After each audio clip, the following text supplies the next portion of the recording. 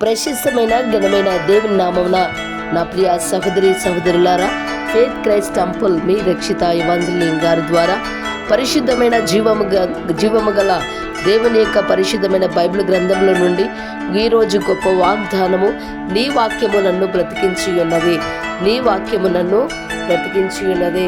For దై word shall blessed మీ. దేవుని యొక్క వాక్యము ద్వారా నేను దీవించబడి ఉన్నాను, బ్రతికి ఉన్నాను. Today I'm living by God's planning. Through him I am living. That says that word psalmist.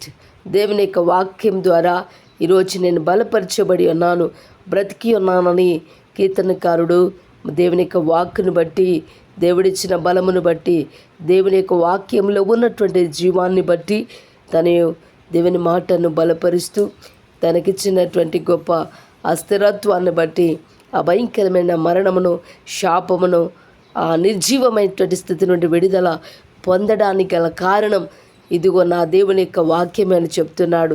ప్రిలారా, ఈరోజు దేవునికి స్తోత్రం కలుగునుగాక. అనేకమైన పరిస్థితులు, అనేకమైనటువంటి వ్యతిరేకతలు, అనేకమైనటువంటి మానసికమైన ఒత్తిడులు లేక మన యొక్క జీవితాల్లో ఆధారము, నిరీక్షణ, అధైర్యము ఇవన్నీ కోల్పోయినప్పుడు, అధైర్యపడినప్పుడు నిజంగా దేవుని యొక్క మాట మనల్ని బలపరుస్తూ ఉంది, దేవుని యొక్క మాట మనల్ని ఆదరిస్తూ ఉంది.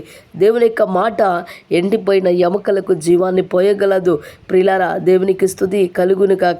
దేవుని యొక్క మాట ఇదిగో ప్రియులారా మన యొక్క జీవితాలను సరిచేయగలిగినది. అందుకే అంట, నీ వాక్యము నా పాదములకు దీపము, నా త్రోవకు వెలుగునై ఉన్నది. నిజంగా నీ యొక్క వాక్యము నన్ను బ్రతికించి ఉన్నది. బాధలలో అది నెమ్మది కలగజేసేది, శ్రమలలో నన్ను ఆదరించేది, కన్నీళ్లు తుడిచేది. ఇదిగో జీవము గల దేవుని మాట గనుక ఇదిగో నీ బ్రతుకుల్లో అనేకమైన పరిస్థితులు, అనేకమైన ఆటంకములు, అనేకమైనటువంటి వ్యతిరేకతలు మన జీవితాల చుట్టూ, మన యొక్క బ్రతుకు చుట్టూ, మన పరిస్థితులు, మన కుటుంబం చుట్టూ అనేకమైనటువంటి పరిస్థితులు ఎదుగో ప్రియులారా ఒక ముళ్ళ కంచె వలె మనల్ని వెంబడిస్తూ వేధిస్తూ ఉంటున్న ఆ సమయంలో మనము ఉక్కిరి బిక్కిరి అయిపోయే పరిస్థితుల్లో ఇదిగో దేవుని యొక్క మాట మనకి బలపరుస్తూ ఉంది. నీ వాక్యం నన్ను బ్రతికించి ఉన్నదని కీర్తనకారుడు ఎంత బాహటంగా, ఎంతగా దేవునికి మహిమ కలుగునుగాక, ఎంతగా దేవుని యొక్క మాటలో ఉన్న ఆ మహత్యము, ఆ మకరందము, ఆ బలము, ఆ ధైర్యము, ఆ యొక్క ఘనత మనల్ని తీసుకొని వస్తూ ఉన్న ఆ మాటను బట్టి ప్రభుకి మహిమ కలుగునుగాక.